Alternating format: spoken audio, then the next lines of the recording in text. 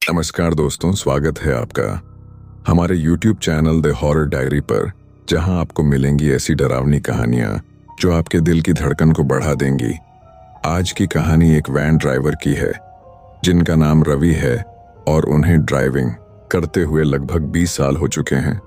तो अब मैं आपको ये कहानी रवि की जुबानी सुनाता हूँ, लेकिन हमेशा की तरह कहानी शुरू करने से पहले मैं आपसे कहना चाहता हूँ कि कहानी तो आपने बहुत सुनी होगी, लेकिन आज मैं आपको जो कहानी सुनाने वाला हूँ उसे सुनकर आपको बहुत डर लगने वाला है और साथ में डर से सामना भी होने वाला है।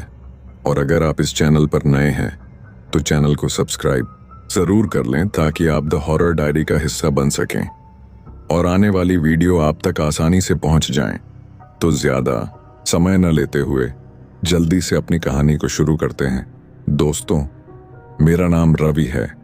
मेरी उम्र 42 साल है। मैं पिछले 20 सालों से ड्राइवर हूँ। हर किस्म की गाड़ियां चलाई हैं, हर किस्म के रास्तों पर गया हूँ, लेकिन 2019 की एक रात मेरी जिंदगी का सबसे खौफनाक अनुभव बन गई। ये कहानी आज मैं सिर्फ इसलिए सुना रहा क्योंकि उस रात जो कुछ मैंने देखा वो अब दोबारा वापस आ चुका है। उस दिन रात के 11:23 बजे थे। मुझे कानपुर से फतेहपुर की तरफ एक प्राइवेट बुकिंग मिली थी। सवारी अकेली थी। एक बुजुर्ग आदमी जिनका नाम था हरनाम सिंह।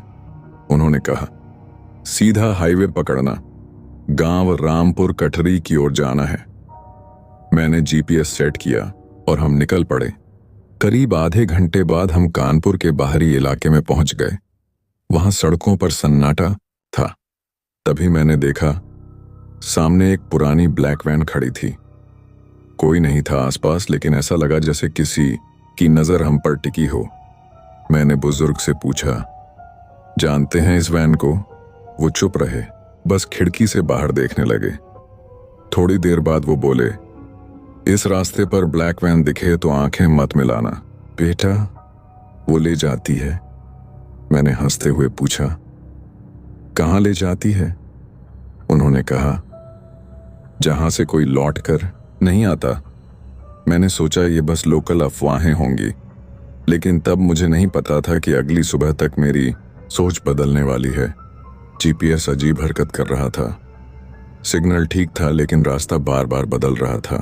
तभी मैंने देखा वही ब्लैक वैन अब हमारे आगे चल रही थी, लेकिन उसकी हेडलाइट्स बंद थीं और उसके पीछे का शीशा टूटा हुआ था। मैंने स्पीड कम कर दी, लेकिन बुजुर्ग बोले, तेज चला बेटा, ये अगर रुक गई तो हम भी यहीं रुक जाएंगे हमेशा के लिए। हम एक सुनसान रास्ते पर मुड़ गए जहां दोनों तरफ घना जंगल था। जीपीएस पूरी तरह बंद हो गया, मोबाइल नेटवर्क गायब, और अचानक ब्लैक वैन गायब हो गई। पर 5 मिनट बाद वो हमारे पीछे थी। सड़क पर एक जगह आई जिसे लोग भूतिया मोड़ कहते हैं। वहां अक्सर एक्सीडेंट होते हैं, बुजुर्ग बोले। यहीं सबसे पहली बार 2003 में ब्लैक वैन दिखी थी। एक स्कूल वैन हादसे में गायब हो गई थी। अब लोग कहते हैं कि वो वैन भटकती रहती है। मैंने ध्यान दिया, वैन का नंबर प्लेट मिटा हुआ था, जैसे किसी ने जानबूझकर हटाया हो। हमने देखा अब वैन के अंदर 4 परछाइयां थीं। कोई हरकत नहीं कर रहा था, लेकिन वो सब हमें घूर रही थीं। मैंने ब्रेक लगाया और उतरकर देखने की कोशिश की, पर तभी एक बच्चे की आवाज आई, अंकल हमें घर छोड़ दो। लेकिन सामने कोई नहीं था। बुजुर्ग ने बताया, 2003 में एक ब्लैक स्कूल वैन एक्सीडेंट के बाद गायब हो गई थी। बच्चों की लाशें नहीं मिली, ड्राइवर का शव भी गायब था। तब से ये वैन हर साल किसी न किसी को दिखती है और फिर वो लोग लापता हो जाते हैं।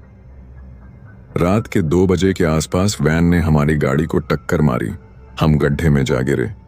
मैंने जैसे तैसे हरनाम सिंह को बाहर निकाला, लेकिन जब पीछे पलटा वो ब्लैक वैन बिल्कुल पास थी।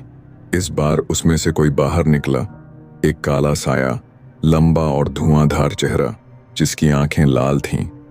भागते भागते हरनाम सिंह रुके और बोले, अब मुझे जाना होगा बेटा। मैं 2003 की उसी वैन का ड्राइवर हूं। मैंने उन बच्चों की मौत की वजह से खुद को खत्म किया था, लेकिन मेरी आत्मा अब भी फंसी है। मैं सन्न रह गया। मैंने जो सवारी उठाई थी वो इंसान नहीं, एक आत्मा थी। मैं अकेला जंगल में भाग रहा था। पीछे से वही बच्चे, वही औरतें, सब पुकार रहे थे, हमें घर ले चलो, हमें रास्ता दिखाओ। हर रास्ता मुझे ब्लैक वैन के सामने ला रहा था, जैसे मैं कोई भूल भुलैया में फंस गया था। अचानक सूरज की पहली किरणें पड़ी और ब्लैक वैन धुएं में बदलकर गायब हो गई। मैं बेहोश हो गया। जब आंख खुली, मैं एक पुलिस चौकी में था।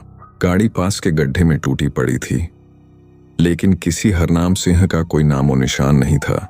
मैंने थाने में एक रजिस्टर देखा, 2003 के केस की फाइल। ड्राइवर का नाम हरनाम सिंह, लापता, उसके नीचे लिखा था। आखिरी बार ब्लैक वैन के साथ देखा गया। आज 5 साल हो गए हैं, लेकिन जब भी मैं कानपुर से फतेहपुर की तरफ निकलता, रात के वक्त कहीं ना कहीं वही वैन दिख जाती है।